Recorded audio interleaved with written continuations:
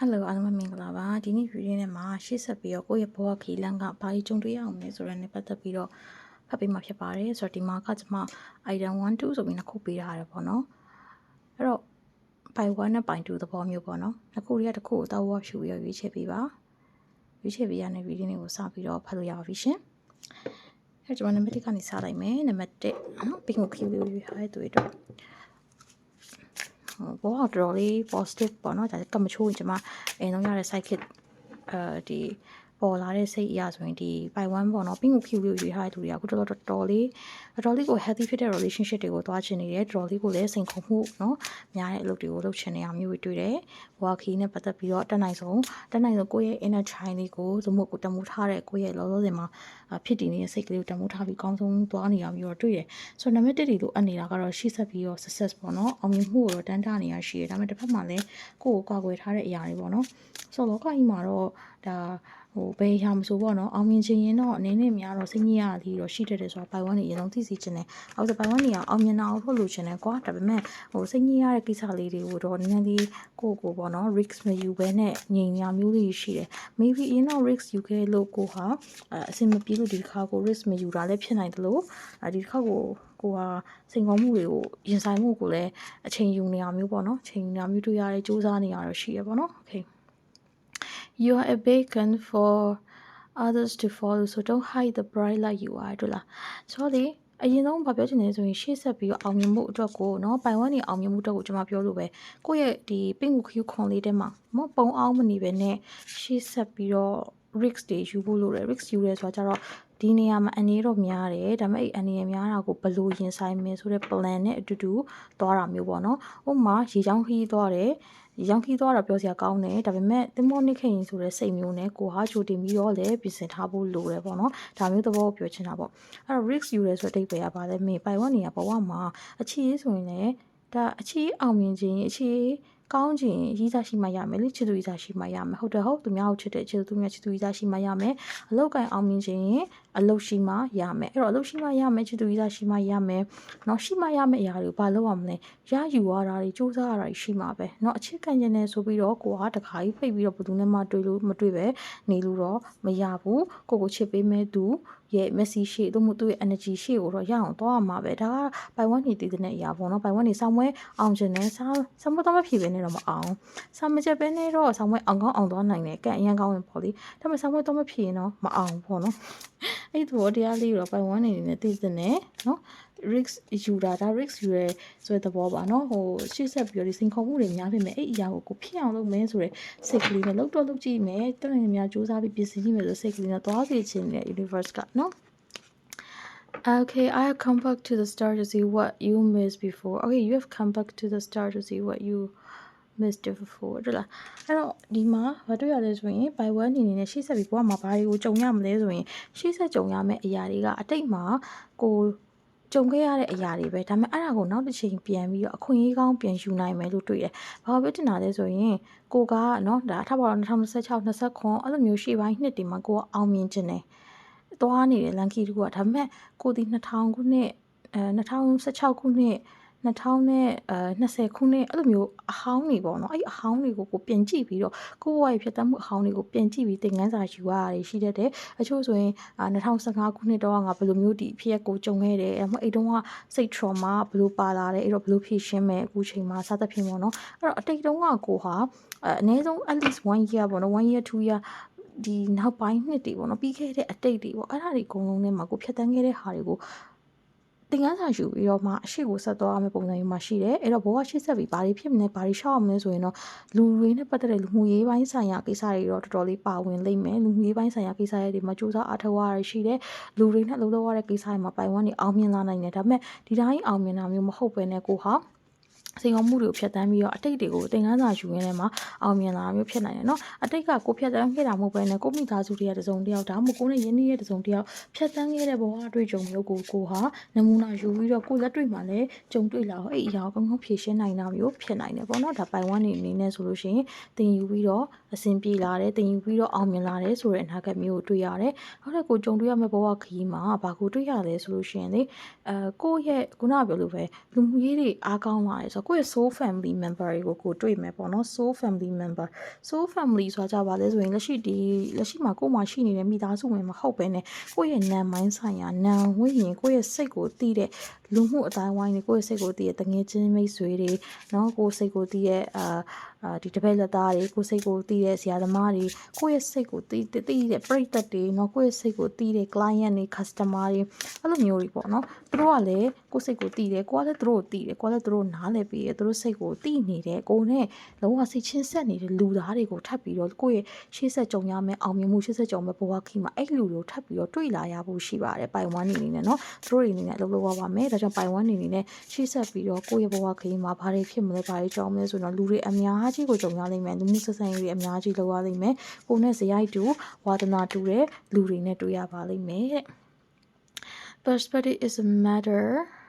of wisdom เนาะအဲ့တော့လူရင်းနဲ့အစဉ်ပြေတဲ့ကိစ္စတွေမှာလေကိုကပိုင်ဝန်းနေရပါတော့ခုနလိုလူမှုရေးလို့ပြောတဲ့အခါမှာဟာငါတော့ဘယ်သူမှအပေါင်းအသင်းအများကြီးမလုပ်ချင်ဘူးကိုပဲတယောက်တည်းနေချင်တယ်เนาะလူမှုရေးဒါရှေ့ဆက်ပြီးတွေးရမယ်ဆိုရင်ဒါဟောတော့ဟောပေမဲ့အဲ့လိုမျိုးမတွေးချင်ဘူးပေါ့တချို့ရအဲ့လိုမျိုးဒီမှာစိတ်ကူးနေသူရှိရမတွေးချင်ဘူးပေါ့เนาะဒီမှာကြည့် your shadows are just hiding the light right now เนาะဟုတ်လာ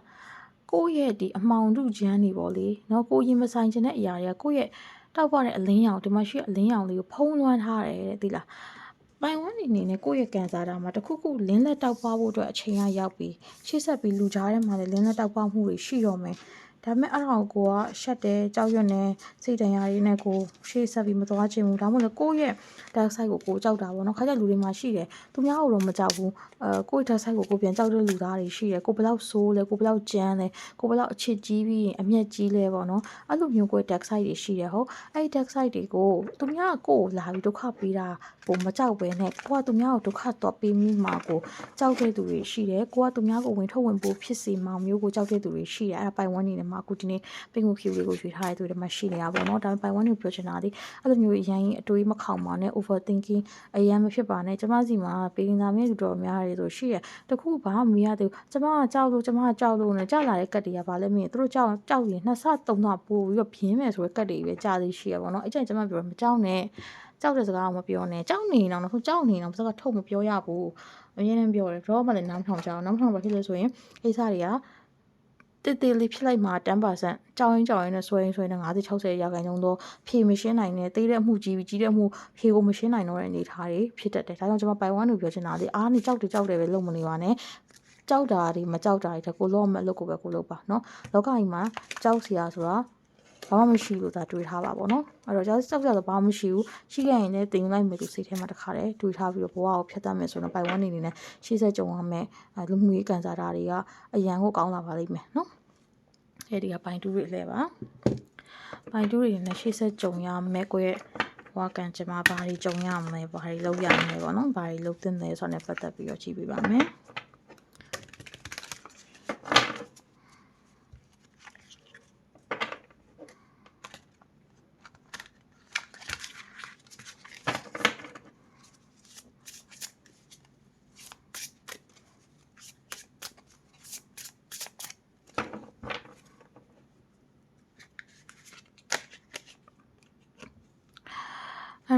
There are many doors that led to the palace you truly belong တလားဆိုကျွန်တော်ပိုင်တူးတွေကိုပြောတော့မလို့ပဲဟိုရွေးချယ်ကြရအများကြီး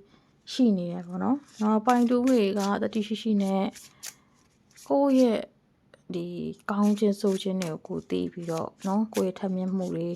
ကိုယ့်ရဲ့ဒီချင်းတွေကိုသိပြီးတော့ရွေးချယ်မှုတွေလုပ်တော့မယ်ဆိုတဲ့ energy မျိုးတွေကိုမြင်ရတယ်။အဲ့တော့ပိုင်တူးတွေရှေ့ဆက်တွေ့ရမယ့်ဘဝခီးလန်းတည်ကိုကြိုက်တာကိုရွေးလို့ရတယ်ဆိုတဲ့အဖြေကိုတွေ့ရတယ်အခြေကံကောင်းချင်လားကျမကြီးလားစီးပွားရေးလားရုပ်ရည် glow up ဖြစ်တာလားပညာရေးလား whatever ကိုဒီရှေ့ဆက်ကြုံမယ့်အရာတွေကကိုရွေးရဲ့အရာကိုရမယ်လူလဲလုံးဆိုလို့ရှိရင်ကို energy ကရွေးရကိုရမယ်ပေါ့နော်ဘယ်လိုလဲဆိုရင်ပိုင်ဝန်းတွေကအခုဒီ reading ကြည့်နေချိန်ပိုင်ဝန်းတွေချို့ဒီလက်တော့မှအခြေနဲ့ပတ်သက်ပြီးကို emphasize ပေါ့နော်ချစ်သူကြီးသားချို့တွေမရှိသေးဘူးအခြေနဲ့ပတ်သက်ပြီးတေချာလေးတွေးနေသူရှိရဆိုတေချာတယ်မကြခင်မှာအခြေတွေထူကြတော့မယ်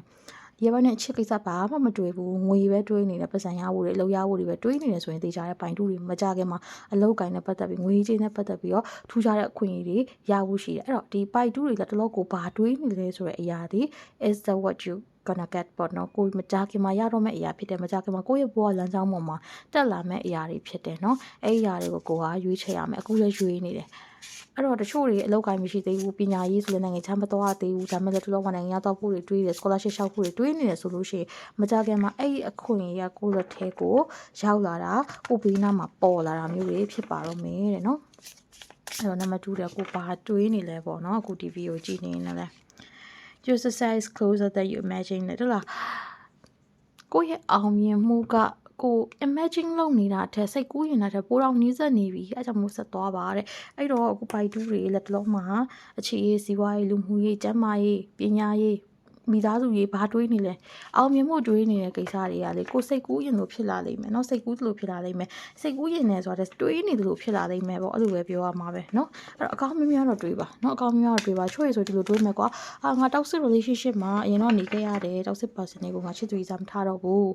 အဲ့လိုမျိုးကိုတွေးမိလို့ရှိရင်တောက်စစ်မဖြစ်တဲ့လူတယောက်ပေါ်လာလိမ့်မယ်နော်ဒါပေမဲ့နည်းနည်းတော့ကြာတယ်။ဘာလို့ဆိုတော့မရချင်ဘူးဆိုရင် negative ဘက်ကနေစတွေးရအောင်ရချင်တယ်ဆိုတဲ့ဘက်ကစတွေးရဲဆိုလို့ရှိရင်ကြောက်တော့ဘယ်လိုလဲဆိုရင်ဒီတောက်စစ်မဖြစ်တဲ့သူမျိုးရချင်တယ်နော်အဲ့လိုမျိုးလေးတွေးကြည့်ပေါ့အဲ့ဒါဆိုတော့ပုံမြန်